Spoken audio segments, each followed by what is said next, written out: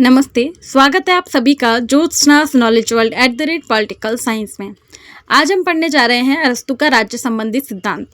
इस सिद्धांत का पार्ट 1 और पार्ट 2 वीडियो पहले ही अपलोड हो चुका है, जिसके अंदर हम अरस्तू के राज्य संबंधी सिद्धांत का परिचय, राज्य की उत्पत्ति, राज्य का विकास, राज्य की प्रकृति, राज्य की विशेषताएं, राज्य का उद्देश्य, इन सारे पॉइंट को कवर कर चुके हैं और पढ़ चुके हैं। आज इस वीडियो के अंदर हम अरस्तू के राज्य के कार्य और राज्य की आलोचनाएं और निष्कर्ष को पढ़ेंगे।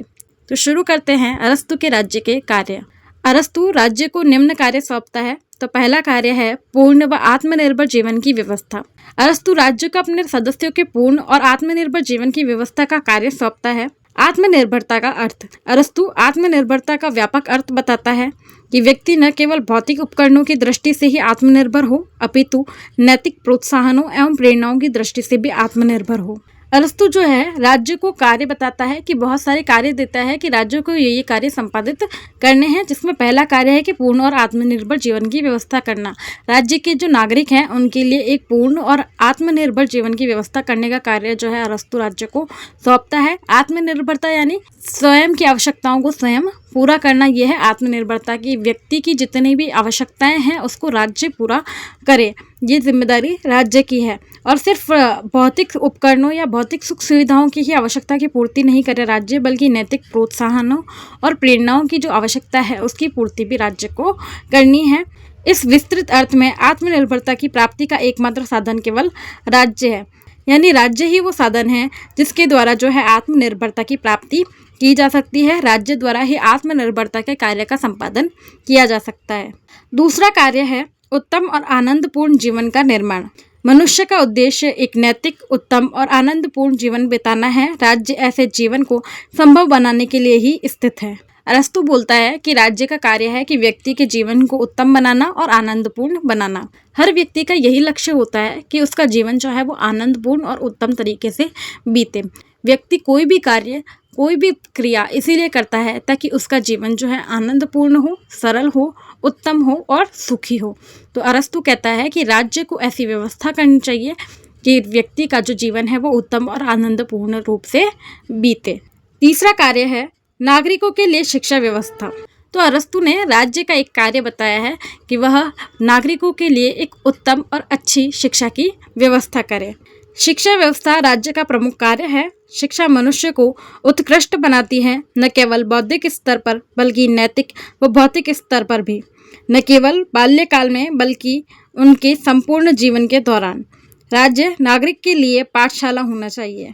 अब अरस्तू राज्य का एक कार्य बताता है कि वह नागरिकों के लिए एक अच्छी शिक्षा व्यवस्था बनाए, अच्छे से शिक्षा प्रदान करे, जो कि उसका बौद्धिक रूप से, नैतिक रूप से, भौतिक रूप से विकास कर सके। और न सिर्फ बाल्यकाल में बल्कि मनुष्य के पूरे जीवन में जो है उसे शिक्षा प्रदान करता रहे, उसका मानसिक रूप से, बौद्धिक रूप से जो विकास होता रहे। राज्य जो है वो नागरिक के लिए एक पाठशाला, एक विद्यालय की तरह होना चाहिए, ताकि वो सदैव कुछ न कुछ राज्य से सीखता रहे। तो एक तरीके से राज्य का एक महत्वपूर्ण कार्य हो गया नागरिकों को शिक्षा प्रदान करना, नागरिकों के लिए शिक्षा की व्यवस्था करना। चौथा कार्य है अवकाश की व्यवस्था करना। अरस्तू ने राज्य का यह कार्य भी माना है कि वह नागरिकों के लिए अवकाश जुटाने का प्रयत्न करे। के रॉगर्स के अनुसार, चूंकि अरस्तू के अनुसार राज्य का उद्देश्य श्रेष्ठ जीवन का निर्माण है और वह अवकाश से ही संभव है। अवकाश यानी छुट्टी, हम ऐसे ही समझते हैं, परंतु अरस्तू ने अवकाश की एक अलग परिभाषा दी है। अवकाश क्या है, अरस्तू के अनुसार अवकाश क्या है, इस विषय पर मैं एक पूरी वीडियो बना चुकी हूँ, जिसका लिंक आप सभी को डिस्क्रिप्शन बॉक्स में दिया गया है। आप जाइए और वहाँ से आप समझ सकते हैं कि अवकाश क्या है, अरस्तू ने अवकाश की क्या परिभाषा दी है, अवकाश को अरस्तू किस तरीके से समझता है। तो यहाँ हम मान लेते हैं कि अवकाश जो है एक व्यवस्था है जो कि राज्य द्वारा नागरिकों के लिए की जानी चाहिए, और ये कार्य भी राज्य का ही है। इसी संदर्भ में के रॉगर्स कहते हैं कि अरस्तू मानता है कि राज्य का उद्देश्य है व्यक्ति के लिए एक श्रेष्ठ जीवन का निर्माण करना, और एक श्रेष्ठ जीवन का निर्माण तभी किया जा सकता है जबकि नागरिकों के लिए जो है अवकाश की व्यवस्था की जाए। तो मनुष्य के जीवन को उत्तम बनाने के लिए, श्रेष्ठ बनाने के लिए, सुखी बनाने के लिए जो है राज्य का एक महत्वपूर्ण कार्य जो है नागरिकों के लिए अवकाश की व्यवस्था करना है। यही समाप्त होते हैं राज्य के कार्य। अब पढ़ते हैं राज्य की आलोचनाएं। तो पहली आलोचना है नैतिकता सुख की कोई परिभाषा नहीं।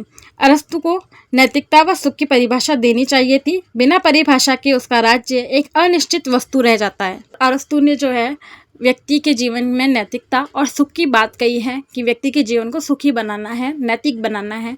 तो उसने नैतिकता और सुख इन दोनों की कोई परिभाषा नहीं दी है, यही उसकी सबसे बड़ी कमी है।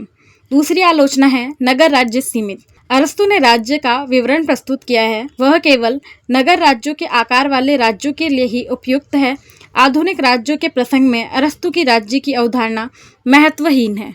नगर राज्य यानी राज्य है ना, और वर्तमान में इसको हम देश कह सकते हैं। ये राज्य का जो सिद्धांत दिया है अरस्तु ने, वो छोटे आकार के राज्यों के लिए दिया है, यानी नगर राज्य के आकार के राज्यों के लिए दिया है। तो नगर राज्य जो है वो छोटे आकार के जो राज्य हैं उनके लिए एकदम सही है, जो उस समय होते थे। परंतु आज के जो वर्तमान राज्य है यानी कि जो देश है, उनके आकार के संदर्भ में ये सिद्धांत जो है महत्वहीन है, उसका कोई भी महत्व नहीं रह जाता है।